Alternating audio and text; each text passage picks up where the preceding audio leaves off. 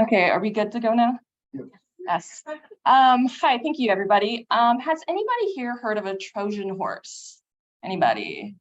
Yeah, it's a very popular ancient Greek story where the Greeks fought against the city of Troy, and this battle went very long, about 20 years, because the city of Troy had 20-foot walls and impenetrable gates. You see, it was customary back then, though, in order to admit defeat, you would leave a gift offering. So the Greeks had an idea. They thought, we're going to make a giant horse. We're going to cover it with beautiful ornaments, but inside we're going to hide soldiers. And this is what is now known as a Trojan horse.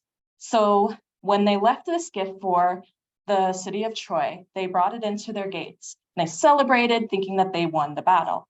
But in fact, that night, the Greeks came out of the horse and they took over the city. And they got their queen back. So I'm mentioning this story because Miles and I were able to use a very similar strategy this summer in order to fight brain cancer.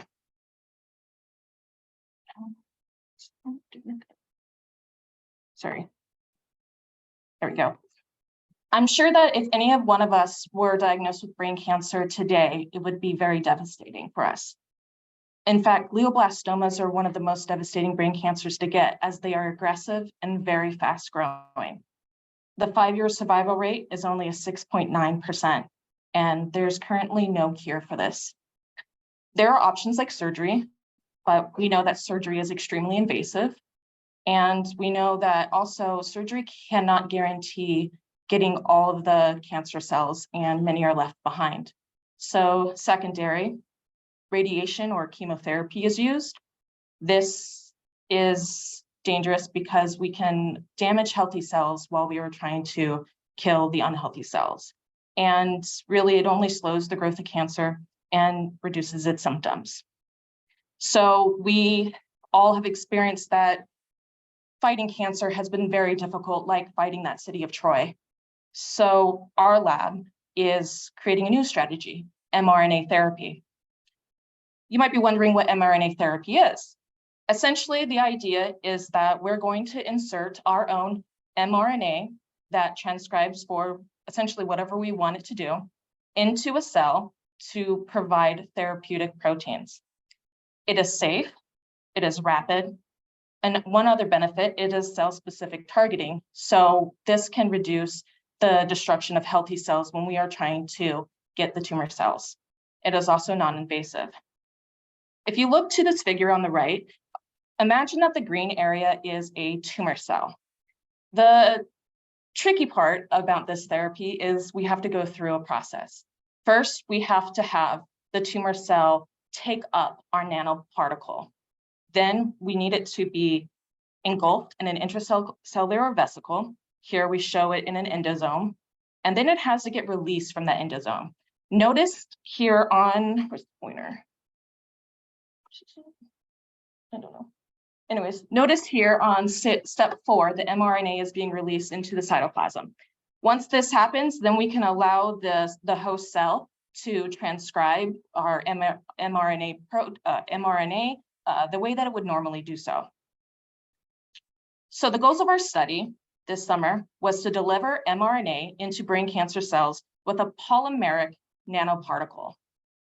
We want to increase biocompatibility, and we want to increase transfection efficiency. So just like the Greeks, the first thing we did was we built the horse. To do this, we had to synthesize mRNA. Miles and I were able to learn a new strategy for making DNA by using a DNA bacterial plasma expansion, which allowed us to have a bulk amount of DNA. However, in this particular nanoparticle that we're going to be discussing, our mRNA was synthesized from a DNA template. Then we have to make the horse. You see, we have to synthesize a polymer. The polymer we use here is PFHA PEI. It is a fluorinated PEI polymer. The way to think about this polymer is it condenses and confines the mRNA, just like the horse would condense the soldiers. Then we make the nanocomplex. We add those two together, We then have to cover our horse with heparin. Heparin is like the beautiful ornaments that are on the horse. It's going to make it more appealing for the cell to uptake it. And then we have our nanocomplex. Essentially, when we transfect cells with this nanocomplex and it's waiting outside of the cell membrane, it is like our horse waiting outside the gates. All right. So after creating that nanocomplex, we want to analyze both the size and the charge of our particles. So we do this through a process called DLS, which is dynamic light scattering. This allows us to look at the size, which we want to be between 10 and 200 nanometers. If our nanoparticles are any smaller than that, under 10 nanometers, they're likely to be filtered out by the kidneys. This might be like if there's too small of a horse, the people of Troy are just going to disregard it.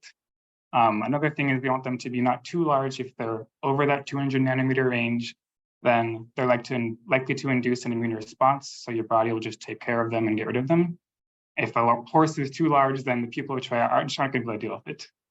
Another thing we look at is the zeta potential. This lets us see the charge of our particles. We want our particles to be positively charged, as that helps with cellular uptake, as well as endosomal escape. You can see here in this figure to the left, we have a few of our nanoparticles that have been analyzed. You'll see that the sizes are all within that 10 to 200 nanometer range, and the distribution is relatively uniform. Just looking at DLS, however, isn't enough to tell us that our nanoparticles are going to work well. So we also have to go through the process of transfection and imaging. So this slide here is just going to talk a little bit about our first attempts at transfecting the C6 cells. C6 cells are a mouse model of glioma. So if you look here on this figure to the left, the upper image is a bright field image of the cells. So it will just show you all of them in the wells. Each of those black little dots is a cell. And the lower image are the cells under fluorescence. So all of the green dots are cells that have been transfected properly and are exhibiting that green fluorescence protein that they coded for with the mRNA. This could be like the people of Troy being taken over, and that's what the green represents. So you'll see that in that first image, there are actually only a few of those black little dots. A lot of the cells here are actually dead. So we know that our first attempt went kind of poorly. Another thing is that there's only a few of those green dots in that second square, which means that our transfection efficiency also wasn't the best. So some possible explanations for this were the fact that we used an older polymer when creating a nanoparticle, and this likely led to degradation of the cellular membrane, which affected the electrochemical gradient of the cell. So after this, we decided to synthesize our own polymers with different ratios just to see how that would affect transfection. And you can see those results here on this slide. You'll see once again, I have those bright field images on the top, and there are many more of those black dots, which means that the cells have all survived and they're a lot healthier. So that's a win right there. And in the lower images of fluorescence, you'll see that in those three different combinations of polymer ratios, there are many more of those green dots, which means we've had a lot more transfection. And if you look at the 7:1 and 9:1 ratios of polymer, there seems to be a little bit more transfection. So that's a good thing to know.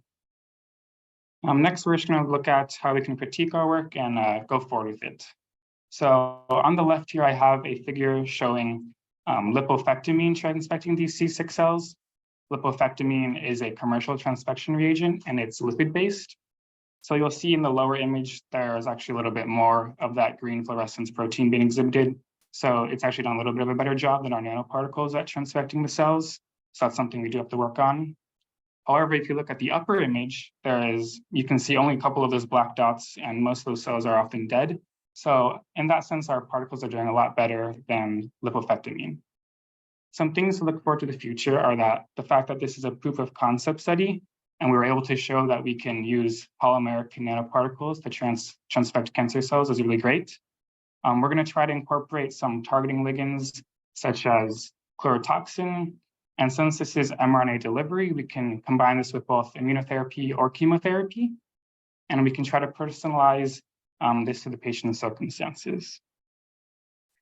We would like to give a huge thanks to our PI, Dr. Zhang, as well as our mentors, Jianxi Huang and Penelope Jenke. And we'd also like to thank, Taylor Jenke, my bad. And also like to thank all of our program directors and administrators since they helped make this program possible.